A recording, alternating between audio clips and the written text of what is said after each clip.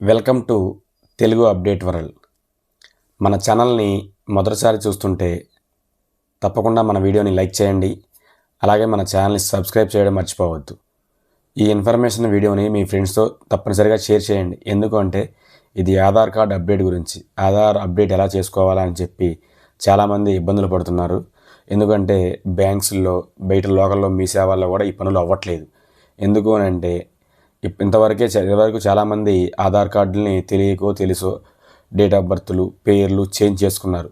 ఇప్పుడు అలా కాదు. 2 సార్లు అయిపోయింది అంటే మనది లిమిట్ అయిపోయింది అనమాట. లిమిట్ క్రాస్ అయ్యింది అంటే ఇక్కడ లోకల్లో మీ సేవలు బ్యాంక్స్లో ఎక్కడా పనిచేయదు. మనకి హైదరాబాద్ మైత్రివనం, అమీర్పేట మైత్రివనం పక్కన ఉన్న స్వర్ణ జయంతి కాంప్లెక్స్లో మాత్రమే అవుతుంది. 4 రాష్ట్రాలకి అదే రీజనల్ ఆఫీస్ అనమాట. నేను ఉదయాన్నే లేచి 4 గంటలకి బయలుదేరి 5:50కి అక్కడికి వెళ్ళాను. అక్కడికి వెళ్ళేసరికి 80 మంది సీరియల్లో ఉన్నారు. లేకపోతే నాకు టోకెన్ దొరికేది కాదు.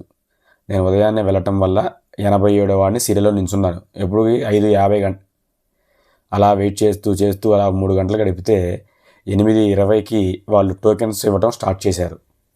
నేను టోకెన్ తీసుకునేసరికి 9 అయ్యిందనమాట. లేడీస్కి 100 టోకెన్స్, జెంట్స్కి 150 టోకెన్స్, డైలీ 250 టోకెన్స్ మాత్రమే ఇస్తారంట.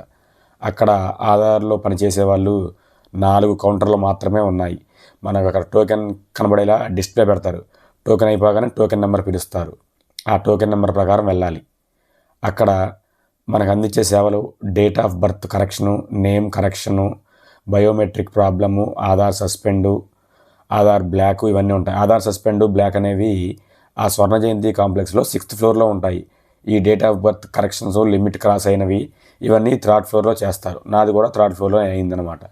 ఇక్కడ ఉన్న ప్రాబ్లమ్స్, లిమిట్ క్రాస్ అయ్యింది అంటే డేట్ ఆఫ్ బర్త్ మనకి కావాల్సిన ప్రూఫ్ మస్ట్ అండ్ షూర్గా birth certificate, marriage certificate. Marriage certificate ఎవరికంటే పెళ్ళయ్యి లేడీసు పేరు మార్చుకుంటారు కదా, వాళ్ళకి మాత్రం మ్యారేజ్ సర్టిఫికేట్ కావాలి. ఎందుకంటే మరి ఇంటి పేరు మారి ఉంటుంది ఎప్పటికీ. ఇంటి పేరు మారకపోతే no problem, only birth certificate సరిపోద్ది. నేను ఈ 2 తీసుకెళ్ళాను, పని అవుతుందన్నమాట. అది అవుతాయి. అలాగే రెసిడెన్షియల్ సర్టిఫికేట్ అంటే అడ్రస్ సంబంధించి ఉంటుంది కదా, ఆ రెసిడెన్షియల్ సర్టిఫికేట్ లేకపోతే మన గెజిటెడ్ ఆఫీసర్ సైన్ అడుగుతున్నారు. కొంతమందిని చూశాను అక్కడ.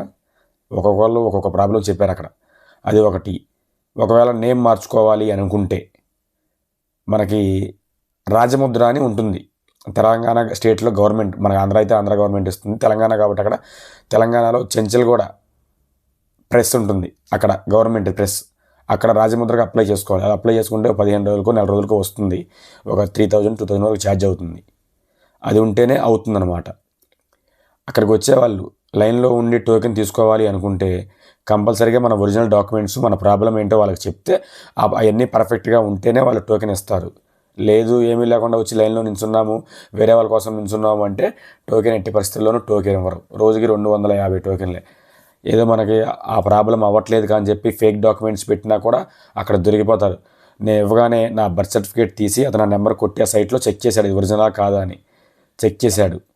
అలాగే నా లిమిట్ క్రాస్ అయ్యింది అని అనగానే అడిగాను, ఎన్ని రోజులకు అప్డేట్ అవుతుంది సార్ అని అడిగితే, లిమిట్ క్రాస్ అయిన ఆధార్ కార్డు అప్డేట్ అవ్వడానికి 3 months టైం పట్టిద్దంట మినిమం. మామూలుగా అయితే వెంటనే అవుతుందంట, కానీ ఈ లిమిట్ క్రాస్ అయిందంటే మాత్రం 3 months వెయిట్ చేయాలి అంట.